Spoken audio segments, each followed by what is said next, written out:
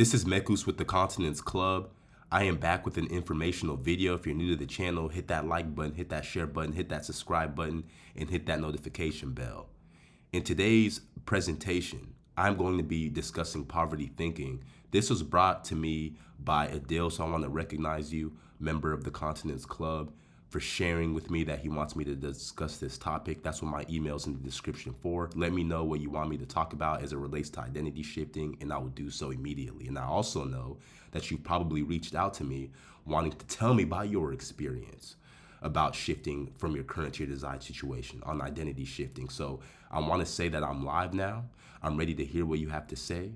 So reach out to me, let me know, and I will schedule some time to hear about what you have going on so that I can make better videos for you. Now, with that being said, it's time to demonstrate. So chances are your sense of self-worth is not where you would like it to be. Do you know this is why you feel stuck?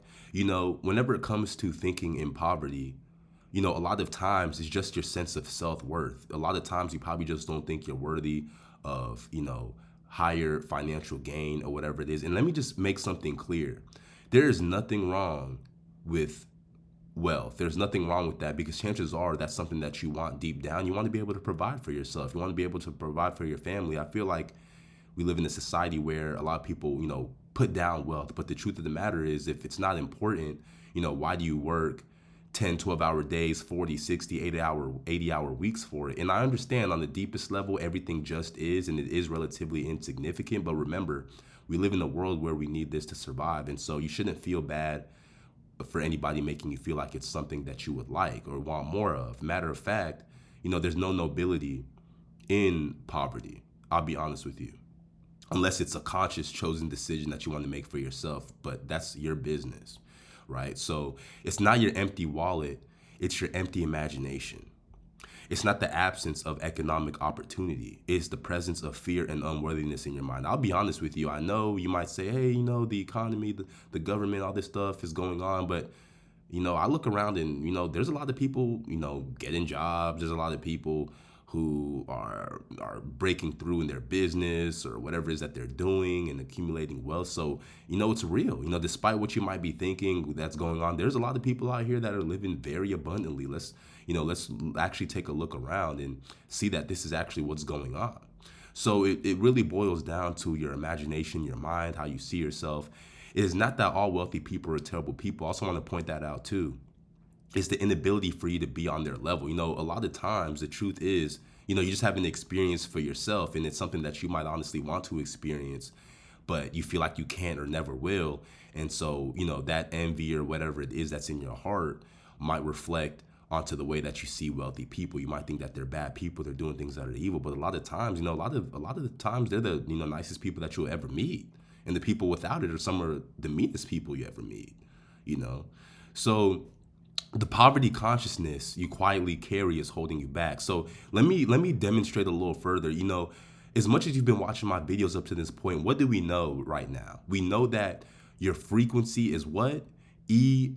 Immaterialized reality.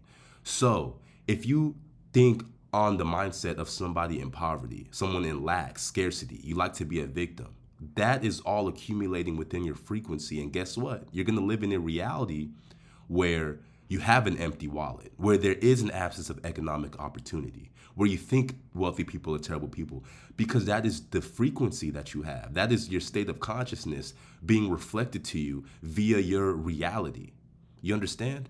So there's no nobility in poverty, unless you make that conscious decision, like I said, but that is your business. There's no nobility. You should want to be the healthiest, happiest, wealthiest version of yourself. Why wouldn't you want that for yourself? That doesn't make any sense to me.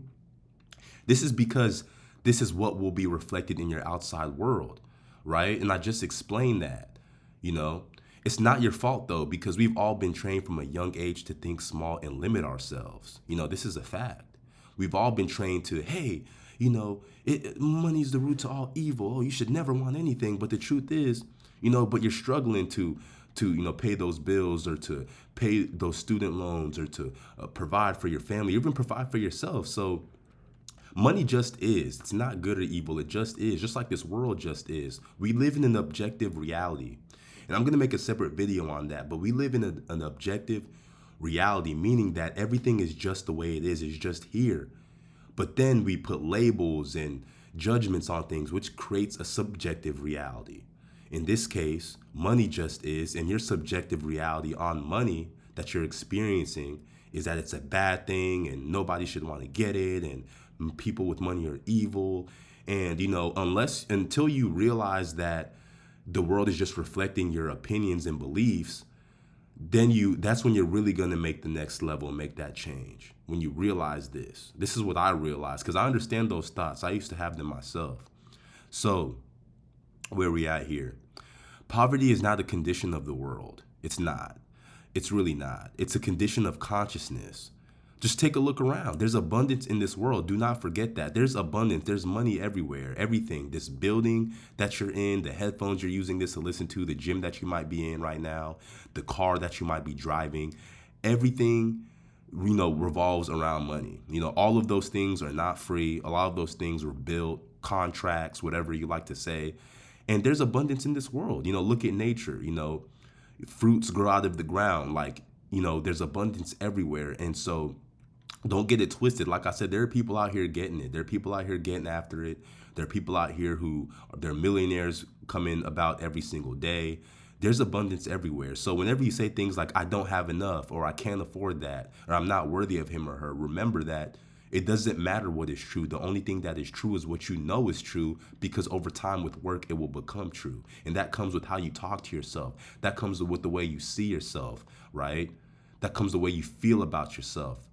So these common statements are holding you back from shifting your identity. Instead of saying you don't have enough, say that I'm grateful for what I have. Instead of saying I can't afford that, you could say things like, I'm looking forward to, matter of fact, you could even say that I have this, and you're ready to receive it when the time is yours. It's just you have to play with words sometimes, because what you say really does affect you in some way, shape, or form. And so, of course, those faulty statements that I just mentioned are true for you, because you're the creator of your reality. You see, life, the mirror that it is, will continue to reflect your sense of self-worth back to you. And that's why you find yourself in the financial struggle, because of the way you see yourself. You just don't believe it's possible. You don't think you're worthy enough to have a couple of thousands, a few racks in your bank account. So poverty thinking is in the small things as well. Small thoughts, hesitation to start that business, to submit that job application or whatever it is.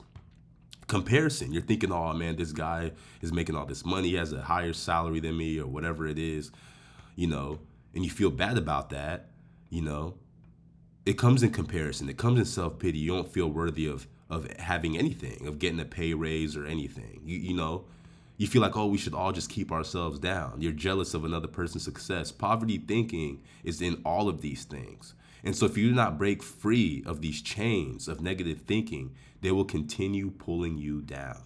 You won't bridge the gap to your desired situation. You will not bridge the gap to the identity that you want for yourself if you think in scarcity, if you think in lack, right? Because I'll tell you this right now, a lot of successful people that you will come across, that I even know of too, they don't limit themselves. Matter of fact, you might even think they're arrogant. They're just very confident in themselves. They don't think in lack. They don't think in scarcity. They tip well, right? They're philanthropists. They make huge donations. They have charities, because they understand that what goes around comes around. They understand that you get what you give. And we live in a world where everything comes back to you full circle. They understand this. They understand that abundance is everywhere. So this is why there's that word, that terminology that you hear, that the rich get richer and the poor gets poorer. This is exactly why. This is due to frequencies, not external conditions. It's not because of what's going on in the economy or the UN or whatever it is. It's due to individualized frequencies. They have a frequency of abundance. You have a frequency of lack and scarcity. That's why they keep getting more of that, because that is who they are. You understand? So this is why you hear someone winning the lottery and losing it all fast. And I've even talked about it in my videos too. We chase characters, not goals, because if you just chase goals, oh, I'm going to chase the goal of winning the lottery, and you win it, you're not the person that's worthy of keeping it. So you're going to lose it all. But if you're somebody who knows how to manage money, If you're somebody who really built something from the ground up and understands, their own self, you're not going to lose that money.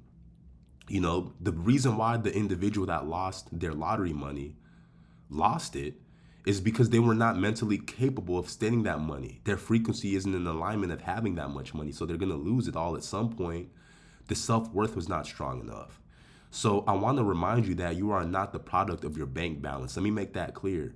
You're not the product of your bank balance.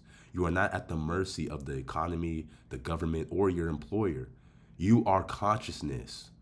That's what you are. You're infinite awareness, imagining yourself into form. Know yourself, and once you know yourself, you will know your reality. This is Mekus with the Continence Club. Don't forget to like, share, and subscribe. Like I said, I will be getting to each and every one of you. I see your messages in my inbox. Going into this weekend and next week, you will hear from me. It won't take more than 10-15 minutes for me to hear what you're going through and your experience identity shifting. I'm looking forward to hearing from that. I'll see you on the other side. Keep going.